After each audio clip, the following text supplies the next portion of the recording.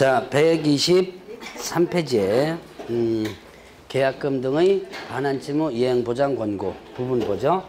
자, 일단 계약금 등이란 뭐예요? 계약금 등 하면 뭐죠? 계약금 말고 다른 것도 있다는 얘기죠. 자, 계약금 등이란 뭐죠? 계약금 등이란 계약금뿐만 아니라 중도금, 잔금까지. 계약금과 관련된 부분이 뭐였어요? 중도금, 잔금까지죠? 자, 일단 여러분들이 그 제목에 보면 자, 계약금 등에 대한 반환채무, 반환 채무에 대한 이행을 뭐한다? 보장한다. 뭐 이런 내용이 있어요. 계약금 등의 반환채무 이행보장 이렇게 있는데, 자, 이 계약금 등은 계약금뿐만 아니라 중도금, 잔금까지를 얘기하는 거고, 자, 그러면 반환이 뭐라 그랬어요? 반환은 돌려주는 거죠. 돌려주는 것을 보장하는 제도예요. 자, 이 제도의 취지를 여러분들이 반드시 이해하고 이거를 여러분들이 기억을 해줘야지만 됩니다. 자, 여기에 점 A하고 B가 있고요. 자, 일단 갑이 중개를 해주는데 이 A가 토지인데요. 토지거래 허가구역에 있는 토지입니다. 그리고 허가를 어떻게 돼요? 받아야지만 되는 토지예요. 자, 여러분들이 민법에서 토지거래 허가에 대한 유무용 들어보셨죠? 예, 불확정 무효 이런 거 들어보셨죠? 예. 자, 뭐 저는 사실 불확정 무효라고 표현하는 게 아니라 유동적 무효라고 표현하거든요. 근데 여러분들이 민법 선생님은 확정되지 않은 무효라고 해서 불확정 무효라고 표현하는데, 유동적 무효라는 개념과 불확정 무효는 같은 개념입니다. 표현만 약간 틀린 뿐이고요. 자, 그러면 이때 이제 허가를 받아야 되는 토지예요. 그러면 허가를 받지 않고 계약을 체결하면 어떻게 되죠? 허가를 받지 않고 계약을 체결하면 일단 무효가 되죠. 근데 무효가 허가를 애초부터 받지 않을 목적, 그러니까 잠탈할 목적이라고 그래요. 그러면 애초부터 뭐가 된다? 확정적 무효가 되고, 자, 그럼 허가를 받을 목적으로 계약을 체결하면 어떻게 된다? 예, 불확정 무효, 즉 유동적 무효가 됩니다. 자, 그럼 확정되지 않은 무효, 즉 유동적 무효란 무효이기도 하고 무효가 아니기도 하고 어정쩡한 무효예요. 자, 그러면 이제 여기서 A와 B가 토지거래 허가구에 있는 토지를 거래를 합니다. 자, 그래서 허가를 받을 목적으로 일단 계약을 체결한 거예요. 체결하는 거라서 B가 A에게 계약금을 일단 줍니다. 주고 나서 계약 체결했죠. 허가를 이제 공동으로 신청하는 거예요. 토지거래 허가 절차는 이제 제 과목이 나옵니다. 공동신청주예요. 공동으로 신청을 했는데, 자, 허가가 안 났어요. 허가 안 났습니다. 자, 이때 자, A는 이제 이 허가가 안 났으니까 어떻게 돼요? 이제는 유동적 무효 상태에서 뭐가 되는 거? 예, 확정적 무효가 돼버리죠. 확정적 무효가 되니까 이제 A는 B로부터 받은 계약금 등에 대해서 어떻게 돼요? 돌려줘야지만 되죠. 자, 이제 여기서 문제가 되죠? 돌려주나요? 예, 다 썼죠? 예, 이거 다 썼으니까 이제 돌려줄 돈이 없어요. 다음에 줄 게가 이제 1년 되고 2년 되고 하는 거예요. 자, 이때 이 상황에서 B가 A에게 건네줄 계약금 등에 대해서 개업공개서나 다른 기관 명의로 예금을 시켜놓는 거예요. 예금 시켜놨다가 나중에 자, 토지거래 허가를 받았다면 누가 받을 권리가 있어요? A가 받을 권리가 있죠? 그럼 누구한테 주고? A한테 주고. 자, 만약에 허가를 못 받아가지고 어떻게 된 거예요? 지금 확정적 무효가 됐죠? 그때는 누구한테 준다? 예, B한테 주는. 이 제도가 바로 계약금 등의 반환을 보장하는 거예요. 자, 그럼 이 제도는 누구를 위한 제도다?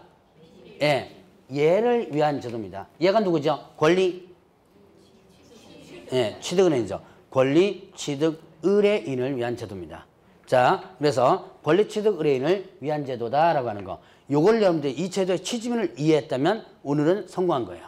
나머지는 이제 맛배기로 머릿속에 한번 눈동자 찍고 넘어가면 됩니다. 자, 그러면 보죠. 이런 계약금 등에 대해서 예치 권고를, 자, 예치를 권고할 수 있다 그랬습니다. 누가요? 개업 공인중개사가 예치 권고를 할 수 있다. 자, 예치 권고를 할 수 있다 그랬습니다. 그러면 어떻게 된다? 일단은 의무예요, 의무 아니에요?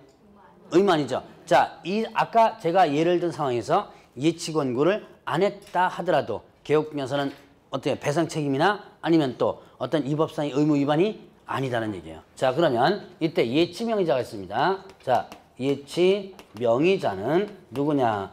예치 명의자는 개업공개사, 개업 공인중개사 명의로 예치할 수 있습니다. 그 다음에 자 은보, 그 다음에 신채 공전 이렇게 돼요. 자 은행, 보험회사, 신탁업자, 채신관서, 공제사업자, 아까 공제와 관련된 부분이죠. 협회에서 하는 거, 전 예치와 관련된 전문회사. 자 다시 한번 뭐죠?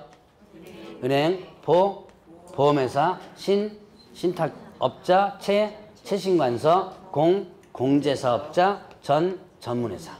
이렇게 됩니다. 자 여기는 예금주 명의예요. 예금주 명의. 자 그러면 이렇게 예금주 명의로 어디다 예금시켰느냐면 예치 기관이 있습니다. 예치기관은 금융기관, 그 다음에 또 신탁업자, 그 다음에 또 공제사업자 이렇게 돼요. 자 금융기관이라면 좀 포괄적 개념이죠. 자 그러면 은행도 어떻게 돼요? 금융기관에 해당되고, 자 보험회사도 금융기관이죠. 보험회사도 금융기관이에요. 자 그 다음에 또 신탁업자는 금융과 관련된 부분은 금융기관으로 취급하는데요. 굳이 그걸 따질 필요 없이 요 밑에 신탁업자가 나와 있죠. 자 그 다음에 또 채신관서도 금융기관에 해당이 되죠. 그 다음에 공제사업자는 원래 금융기관 아니에요. 얘는 비영리이기 때문에 금융기관으로 취급하지 않지만 어떻게 된다? 공제가 밑으로 내려와 있죠. 이렇게 예치기관, 예치명의자가 되면서 예치기관이 될 수 있는 기관들이 여러 개입니다. 그래서 예명의로, 얘가 예금주 명의라고 그랬죠? 예명의로 여기다가 예금을 시켜놓는 거예요. 자, 예금 시켜놓는데 언제까지 예금 시켜놓냐면 예치기간이 있습니다. 자, 예치기간은 원칙과 뭐가 있다? 예외. 원칙과 예외. 자, 원칙은 거래계약의 이행이. 자, 거래계약의 이행이 어떻게 된다? 이행이 완료될 때까지. 자, 거래계약의 이행이 완료될 때까지가 언제예요? 잔금 지불일. 자, 원칙적으로는 잔금 지불일까지를 일단은 예치기간입니다. 그런데 자, 예외가 있습니다. 예외는 뭐다? 나는 중도에 수령을 할 수 있습니다. 자, 중간에 찾아갈 수 있어요. 아까 제가 예를 든 걸 보죠. 자, 토지거래 허가를 받았어요. 그러면 누가 가지고 갈 권한이 있어요? 당연히 매도인이 가지고 갈 권한이 있죠. 자, 이게 또 중간에 가지고 가는 거죠. 토지거래 허가를 못 받아서 무효가 됐죠. 그럼 누가? 매수인이 가지고 갈 권한이 있죠. 그러니까 중도에서 수령할 수 있는 거예요. 그러면 이때 중도 수령 시 보증서를 발급을 받습니다. 누구한테 교부하냐면 예치 명의자에게 교부하고 중도에 수령할 수 있다 그랬어요. 이 계약금등 예치는요, 에스크로라는 미국식 제도를 우리나라에 법제화를 했는데요. 앞뒤가 조금 맞지 않는 게 조금 있긴 있어요. 그래도 그냥 여러분들이 공부를 일단 하셔야 돼요. 자, 일단 보죠. 중간에 수령할 수 있는데 이때 중간에 수령할 때는 보증서를 발급받는 거예요. 그래가지고 예치 명의자한테 교부한다. 그러면 이건 왜 그러냐? 예치 명의자를 보호하는 규정입니다. 자, 아까 예를 한번 다시 보면 토지거래 허가 받았어요. 허가를 받았습니다. 그런데 만약에 이 허가가 부정한 방법으로 허가받은 경우가 있어요.